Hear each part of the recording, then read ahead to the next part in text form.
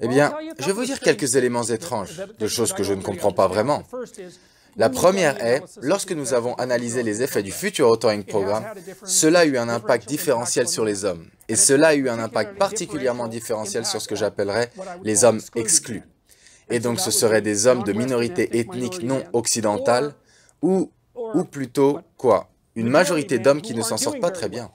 Ainsi, par exemple, à l'université Mohawk, le Future Authoring Programme a eu un effet particulièrement robuste sur les étudiants de cette université, qui étaient des hommes qui n'avaient pas très bien réussi au lycée et qui n'avaient pas choisi une matière majeure qui avait une destination de carrière à la fin. Vous pouvez donc imaginer que ces personnes ont une relation ambiguë avec l'idée d'éducation. Et ils ne sont pas spécifiquement orientés vers un objectif. Ils ne sont pas très motivés. Maintenant, pourquoi cela a-t-il eu un effet différentiel sur les hommes? C'est une bonne question. Eh bien, tout d'abord, les femmes s'en sortent mieux. Donc cela pourrait simplement être dû au fait que cela agit mieux sur les gens qui s'en sortent moins bien, et pour le moment, la plupart d'entre eux sont des hommes. Je ne crois pas, je pense que cela pourrait en faire partie, mais je ne crois pas que cela soit tout. Je pense qu'une partie de la raison pour laquelle les femmes s'en sortent mieux est parce qu'elles sont plus hautes sur le trait de l'agréabilité. Et donc si un système établit une structure et dit voici une voie vers la réalisation, les femmes ne se rebelleront pas contre et elles suivront. Et cela marche très bien pour elles en ce moment.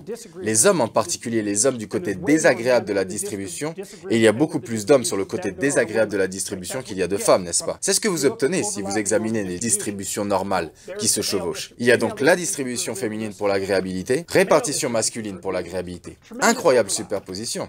D'accord, les femmes sont plus hautes. Toutes les personnes vraiment agréables sont des femmes, toutes les personnes vraiment désagréables sont des hommes. Et peut-être que les vraies différences se produisent aux extrêmes, n'est-ce pas? C'est un effet secondaire très intéressant des distributions qui se chevauchent.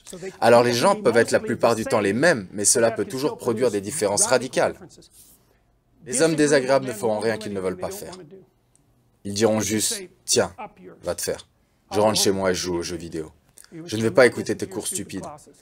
Et pourquoi devrais-je travailler pour toi? Je vais juste aller m'amuser. Je vais faire mon propre truc.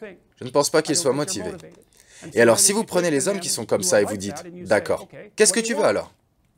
Tu peux avoir ce que tu veux, mais tu dois trouver ce que c'est. Alors ils écrivent ce qu'ils veulent et ils pensent, oh hey, eh bien cela pourrait valoir la peine d'être obtenu. Alors peut-être je vais faire un effort pour cela. C'est comme ça que je le vois. Maintenant vous savez, ce sont des preuves spéculatives. Et ce sont des arguments spéculatifs, mais j'essaye d'étendre ma compréhension pour rendre compte de cela. Mais je vais vous dire autre chose qui est vraiment bizarre, je ne comprends pas cela non plus.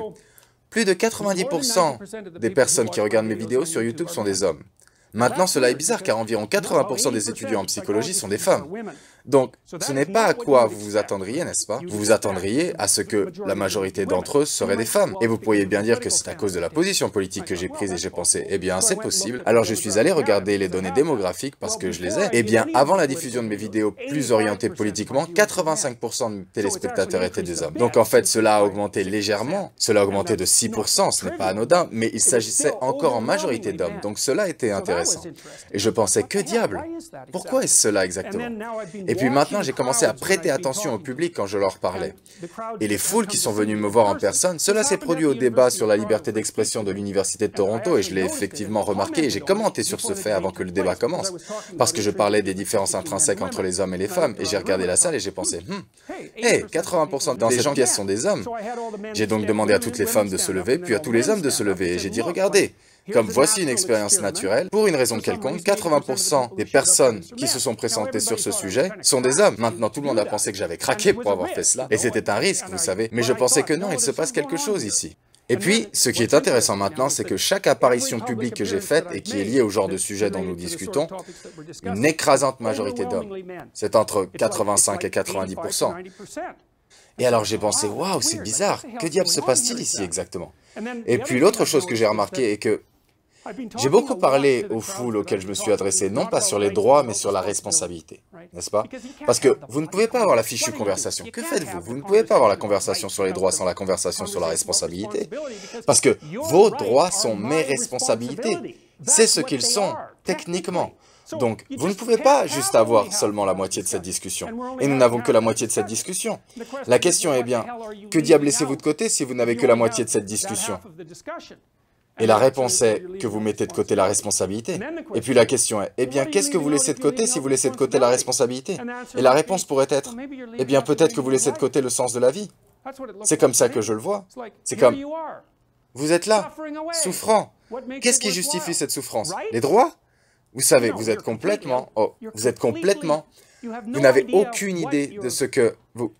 Il est presque impossible de décrire à quel point cette idée est mauvaise. Responsabilité. C'est ce qui donne sens à la vie. C'est comme soulever une charge. Alors, vous pouvez vous tolérer parce que, regardez-vous, vous êtes inutile. Facilement blessé, facilement tué. Pourquoi devriez-vous avoir du respect pour vous-même? C'est l'histoire de la chute.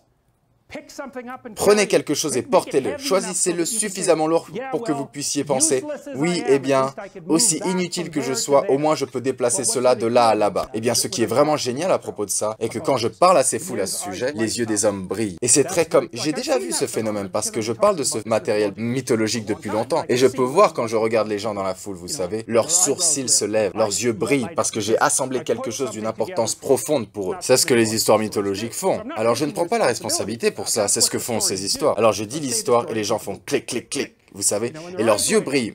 Mais cette histoire de responsabilité, c'est un tout nouvel ordre de choses. C'est que les jeunes hommes ont tellement faim de ça, c'est incroyable. Et c'est l'une des choses dont j'ai parlé avec certaines des personnes qui se sont présentées pour le Parti conservateur au Canada. Et je leur ai parlé à propos de, eh bien, des difficultés qu'ils rencontrent pour communiquer avec les jeunes. Parce que les conservateurs, qu'est-ce qu'ils vont bien pouvoir vendre aux jeunes? Parce que être conservateur est quelque chose qui arrive quand vous êtes plus vieux. Et donc ils peuvent vendre le concept de la responsabilité. Personne ne le met en avant. Et la chose est, pour les hommes, il n'y a rien si ce n'est des responsabilités. Vous savez, je regardais les Simpsons l'autre jour. J'ai regardé le premier épisode des Simpsons et je l'ai déconstruit. Et c'est vraiment intéressant. Donc, ce qui se passe dans le premier épisode des Simpsons, c'est que c'est Noël, et Homer et Marge vont acheter des cadeaux de Noël. Mais Homer ne reçoit pas son bonus de Noël, et donc il est absolument déprimé par cela. Et c'est un thème récurrent dans les Simpsons, où Homer perd son emploi ou quelque chose du genre, ou ne peut pas gagner assez d'argent, et il est complètement déprimé. Même si c'est un peu un bavard inutile, qui rit tout le temps, qui fait l'imbécile, vous savez. Ce qui donne à ce dessin animé une âme, est qu'il est toujours orienté vers sa famille. C'est ce qui le rend honorable, c'est que, aussi stupide qu'il soit, il a décidé d'assumer la responsabilité pour sa famille et d'essayer de supporter cela. Alors il n'est pas, c'est un saint idiot, il n'est pas un complètement idiot. Et c'est tellement intéressant de regarder l'histoire parce qu'il souffre effroyablement de ne pas pouvoir assumer ses responsabilités. Eh bien cela est pour les hommes. Les femmes ont leurs responsabilités. Elles ne sont pas pareilles, n'est-ce pas? Parce qu'elles sont compliquées, parce que les femmes doivent bien sûr prendre en premier lieu la responsabilité d'avoir des enfants au moins, mais aussi de s'en occuper. Elles sont structurées différemment des hommes. Par nécessité biologique, même si ce n'est pas un problème psychologique, et en fait c'est en partie un problème psychologique, les femmes savent ce qu'elles doivent faire. Les hommes doivent trouver ce qu'ils doivent faire. Et s'ils n'ont rien qui vaille la peine de vivre pour, alors ils restent Peter Pan. Et diable, pourquoi pas? Parce que l'alternative à valoriser la responsabilité sont des plaisirs impulsifs de basse qualité.